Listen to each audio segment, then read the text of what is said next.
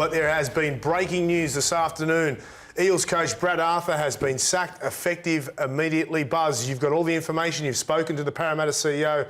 Talk us through the events and how it all unfolded. Yeah, I got off the phone to Jim Sarantinos about half an hour ago. So at 4 o'clock this afternoon at their Kellyville headquarters, Brad Arthur was called into a meeting with Jim Sarantinos and Sean McElduff, the chairman, and he was informed straight off the bat that his contract has been terminated.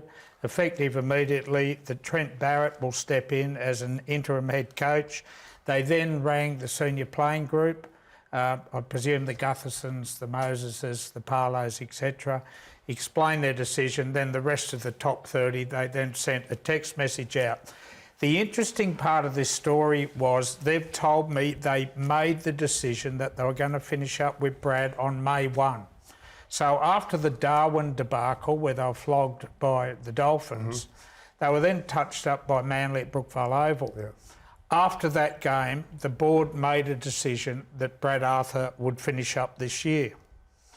The big story is that for the last 3 weeks, privately, secretly, whatever you want to say, they have been talking to Wayne Bennett and trying to wrestle him away from South Sydney to become head coach of the Eels next year. So 3 weeks now, while this has all been going on, secretly they've been meeting with Wayne Bennett and they've been trying to, as you said, he's clear favourite to go to South Sydney. South Sydney think that they've got him. Firstly, have South signed Wayne? They haven't signed him, have they? No, again, and before coming on the show, I spoke to Blake Solly, the CEO, and I've been talking to him all day about this rumour that Parramatta had come in, and he was a little bit nervous, but in the last phone call I had, he declared to me that Wayne Bennett is committed to the South Sydney Rabbitohs, will sign a contract in the next 24 hours, and it will be announced via a press release tomorrow. So Parramatta, I think, have missed out. You think they've missed out? David Fafita was committed to the Roosters last week too. So this is the door is open. Let's be honest. Wayne does have a little bit of form in this situation, right? He had a contract at Canberra. Back in 1987, he went to Brisbane, right? Then he promised Dragons he was going back. He had a contract at Newcastle. Didn't he promise Nick he was going to the Roosters? I think there's a bit different. And I think Canberra I'm not saying everybody's allowed to do what they want to do, and Wayne can, but I don't reckon the deal's done until he signs. Well, it raises the immediate question. South Sydney have been in Brisbane for Magic Round, in the very presence of Wayne Bennett, where you could hand the contract and take that physically signed copy of the contract home to South Sydney and announce to your members and fans that you've secured his services. So, Jim, what difference is 24 hours going to make? I would think the Wayne Bennett deal over 3 years is probably worth about 3.6 million, about 1.2 million, and no man would sign a contract that lucrative, that big, without at least bouncing it off his lawyer, his accountant. What are you talking about? He's a 75-year-old man that's done it all of his life. He's not a 20-year-old kid. Yeah. Well, you don't, Gordon. You've got to get all these things checked out. Of course you do. And look, and I'll say it here now, I've got no doubt he's going to South. I understand you guys want to talk about his history and walking out on Newcastle, the Canberra. What makes you so confident though, Buzz? Just speaking to Blake Solly. Well, speaking to the Rabbitohs, reading his quotes. What difference is 24 hours going to make? Well, you talk As about... I said, Jim, he's probably got some key financial people he needs to bounce it off. Interesting, he doesn't have a manager. I know he's used George Mimas in the past or Sammy Ayub. He's done all this himself. But also, Buzz, I want to believe you, and I think I'm not saying that you're lying or anything like that, but I think with today's announcement, so a couple of things really alert me here. So the fact that Parramatta have admitted the fact that they've been talking to Wayne 3 weeks, and they made the call to move Brad Arthur on the 1st of May, I believe. So why announce it today? So in an ideal situation... Why announce it today? No, well, OK, why announce it today? Why not tomorrow after you've addressed the playing group in person?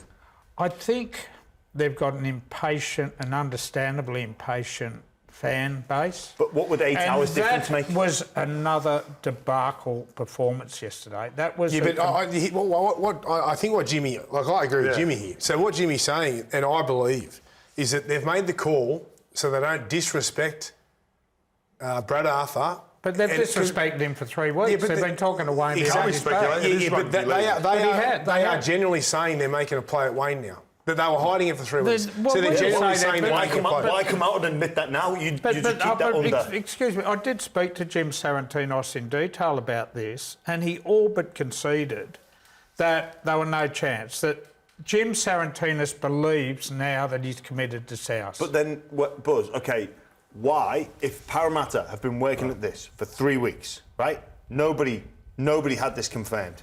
It's been rumoured, Yes. and we're all thinking, connect the dots, but nobody's confirmed this. Why have Parramatta confirmed that rumour when they've lost this deal, apparently? Why would they confirm that they've lost? I think when you do something as significant as a coach sacking, you're aware that there's a very hungry media pack in this city and in Queensland, and they would dig, and the Bennett story would have come out anyway. So I applaud them for being transparent.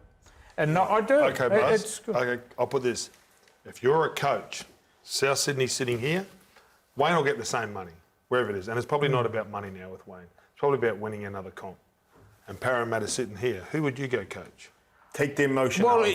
Just take it out of it. Well, Which- I want to put myself in Wayne Bennett's position, Yep.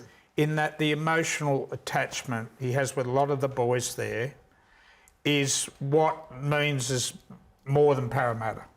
He's not tight with Gutho, he's not tight with Moses, but he's tight with Latrell, Cody. He wasn't Tony tight with the Paul. Dolphins players, but he gets them the win. It's not about being tight. The tightest players he were with. Well, you was at saw the his Bronx. quote. He was quoted over the weekend talking about the appeal of going back to South. I am convinced he's going back to get it. South, and Listen, I you get- guys can doubt it all you want. I don't understand Parramatta's openness in this situation. They'd look to squash. If it came out in 2 or 3 weeks' time, they'd Who's say gonna that tell nothing. anybody? No, that's false. It's only those guys and Wayne. Wayne's not going to say, Yeah. "Oh, sorry, South, I have been shopping." But this they deal would around." say, When you look, say you don't Wayne, understand we it, just don't said- you applaud it that they've... I don't know Like, if I they believe. made this decision on May 1. They made it so many weeks ago, and it's Exactly. Did South Sydney know that he was talking to Parramatta? Wayne was talking to Parramatta. I asked Blake Solly, as I said, I spoke to him early in the afternoon, he was in a meeting and we were texting, and I got...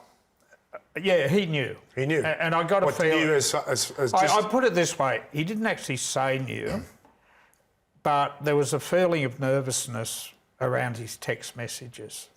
That no one... Because he doesn't have this. Nah, look... Does he want me to forge Wayne? I've watched him do it a few times. Yeah, good on you. He'll back Wayne. The other important thing on this payout too, we all hear of stories, oh God, why'd they sign him so long? It's now an 18-month payout, $1.5 million. It's not. It's about a $700,000 payout. Like a lot of coaches these days, Jason Demetrio at the Rabbitohs, there's clauses, KPIs in his contract. But what I'm trying to get my head around is Brad Arthur's a very good coach, right? I think in the last 5 years, it was finals, grand final. When he's got the roster right, he doesn't have injuries like most clubs. I reckon they got beaten by Penrith and Mackay in a semi-final where they were a massive chance of winning, right? You don't sack someone like Brad Arthur if you don't have someone better coming to your club, especially when it's a powerful club like Parramatta. We all know what they're like. We know what their fan base is like. They haven't won since 1986. They're hungry for success. Well, that's the interesting thing, right? Here it is, 11 seasons, 5 finals campaigns. In that finals win percentage, 33%, only one grand final. And obviously a poor start to this year was enough to see him sacked. And you're right, Gordy, this is... What was he hard done by Brad, or was this the right call? I reckon he's a little bit hard done by. To lose your halfback, and we all watch it, right? We watch teams that, other than Penrith and Cleary, like they've got this unbelievable record. But most teams, when you got someone as dominant around the ball as Mitchell Moses, that would touch it 60, 70 times, they do struggle to win without him. I think it is a bit hard on Brad Arthur. I think Brad Arthur's done. I actually think Brad Arthur's done a really good job with that roster. He should be very proud of his achievements there at Parramatta. For 11 seasons, for where they were when he took over, to get them consistently in and around the finals, to make that grand final. Yeah. But that season in 2022, when he did make the grand final, he was under pressure to keep his job moving forward. I think that grand final appearance brought in some time. They were disappointing last season, and it's been a case of the same again. Yeah, and you're talking about Moses and Gutho being crook now.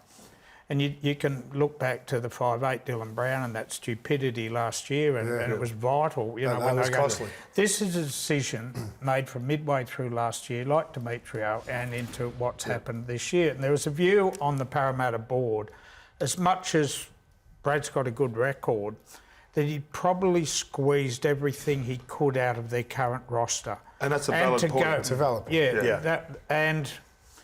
Yeah, he's a good man. You guys. Oh, know he's him. I was going to say, Another job, his it'd be coaching career is a not tough over. pill to swallow for him today, and it's probably caught him off guard. But anyone who knows Brad, has met Brad, has dealt with him. He's a man's man. He's a great guy, an awesome family man. I feel for him today, I really do. Yeah. It's a tough call on him and obviously on his family, but I can also understand why the call was made too, if I'm Yes. being honest. You know, but you know, so congratulations to Brad on your Yeah. career at the Parramatta Eels.